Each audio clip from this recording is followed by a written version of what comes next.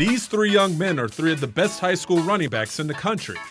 Corey Kiner, JuTahn McClain, and Miyan Williams. Amazing talent separately, old friends together. This is Running for My Life, a running back roundtable.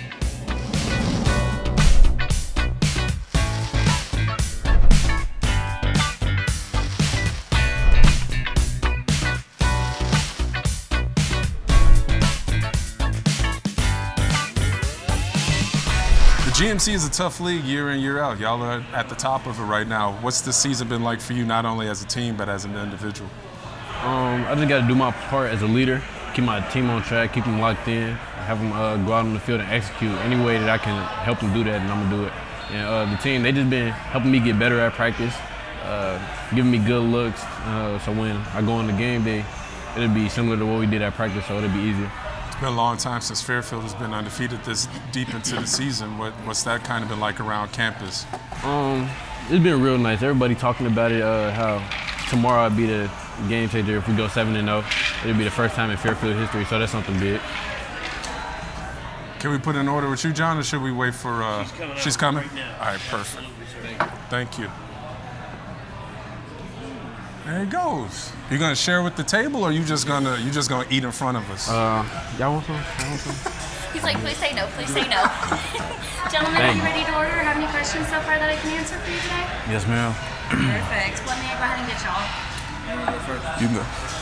You guys are all three of the highest recruited athletes in the area right now. And I don't want to get too much in recruiting because I know y'all answer these questions all the time when it comes to stuff like that, as far as where you want to go to school, what you're looking for. Just did an interview earlier. Did you? Yes, sir. How many recruiting questions do you get a week from these guys? How busy is your phone blowing up from? That's a lot. At first it was exciting, but then like throughout the process I couldn't take it. Once they ask the same question over and over again, you like, why didn't you just look at that other interview if you was going? What are the questions that y'all get all the time? What do you want in the school? Like stuff like that. I mean, it's all fun. I appreciate the interviews, like, but it get old to you too after a while? Yes, sir. Like, they ask, when are you gonna come and visit this school, so and so? What is your order of schools? And like, they always want to know who's your top five. I don't want to diss any schools, so I don't never give them an order, but it's all fun though. If you had to give if you were a recruiting journalist, God forbid you never become one, but if you had to interview Miyan or Corey, what would you ask them in one of those situations to kind of spice it up and change it up? Because you actually know, you've gone through this, so you would know if you're really trying to get that information, what you would actually need to ask. Oh, where they get you is like, they hit you with the, say like, you commit to Iowa State, where does Iowa State sit on your recruiting list? Hit you with one of them, be like, I mean, they up there. If you say that, other schools gonna be like, oh, what's going on? Be like, oh, they down there, then I was gonna feel some type of way. So you gotta be like, everybody's on the same level. I gotta keep all my options open. That's what my mama told me. So, keep all your options open? Yeah, keep all my options open. As young black men, you'll be going into an environment, UK, Iowa State, wherever you end up. Not that you aren't in mixed settings already, but as you go along, do you take any of that with you too, like repping everybody that looks like you in a sense? Does that factor in at all? You want to be a successful young black man on the field, off the field, bigger off the field. They just the little kids looking up at you, they're going to key in on you, try to follow up and do what you're doing. You got to be careful with the decisions you make.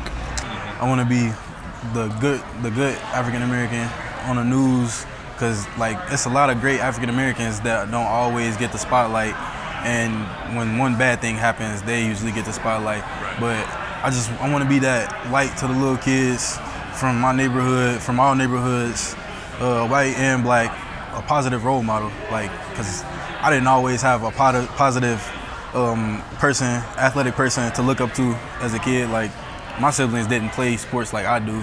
Everything I'm learning, I figured it out myself. So I just gotta do it for the little kids so they can have somebody to look up to. Life after football. I know it's early to be thinking anything like that right now, or not even life after football, but say, God forbid something happens. You can't play in college. Say, your first touch, you get it, bam, that's a wrap. Have you thought about that? Have you prepared mentally for something like that? If football is not there, who am I as a young man moving forward? Have you thought about that? Yes, sir. I'm definitely, I would be mentally hurt. Like, it would be a time of depression or something like that. But, like, I know I want to start my own clothing line, Hair care YouTube. products. Clothing line. I got my own logo. I try to do stuff like that.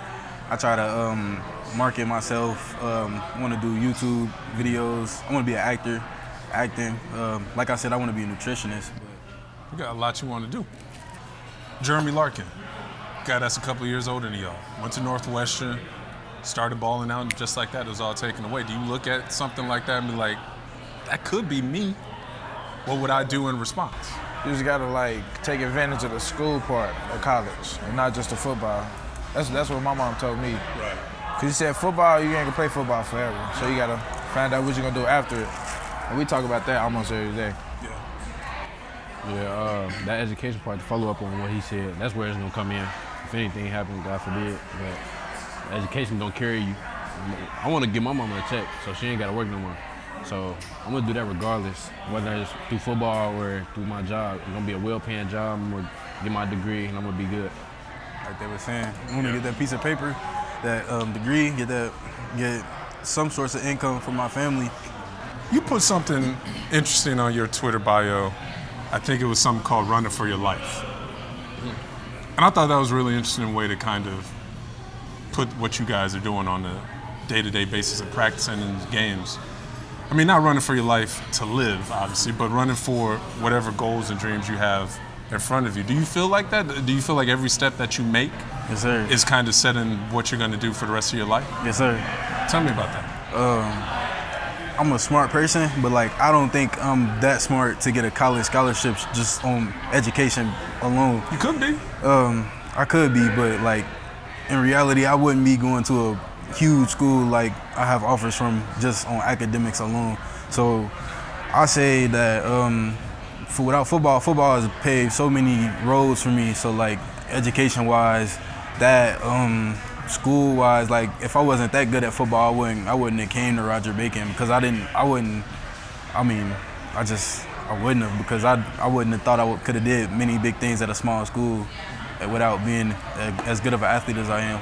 And like family-wise, like my family comes out every Friday to watch me play. So like it's a family reunion every Friday.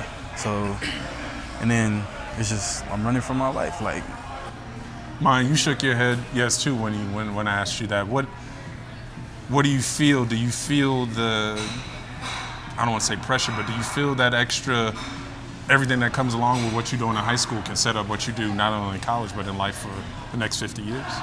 Yeah, it's like basically like setting myself up for success. That's what I want to do. Yeah. I want to continue to take steps forward and not back. So that's why I work hard every day and go to school every day. And I just want to get my family out the city. Huh? That's a baby. Yeah. Same thing for you? Because you're the one that wrote that, and I thought it was a really, really smart way of looking at what you guys are doing right now. Man, that's a lot for a 17-year-old. Yeah, it is. It's a tough process to go through. But it's not a 4-year decision, it's a 40-year decision. That's what I was taught throughout the whole process. So you want to look at the academic, it's more than football. It's life after football, so you got to set it up for success. I know you say you want to study mechanical engineering. Yes, sir. What about you? What do you want to study when you get to college?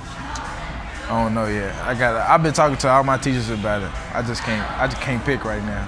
I mean, you're in high school. I didn't know what I wanted to do in high school. You ain't no rush. I mean, you got time. What about you, Corey? somewhere in the medical field. I want to be a nutritionist. Really? Yes, sir. I think you might do all right. I think you might do all right with that.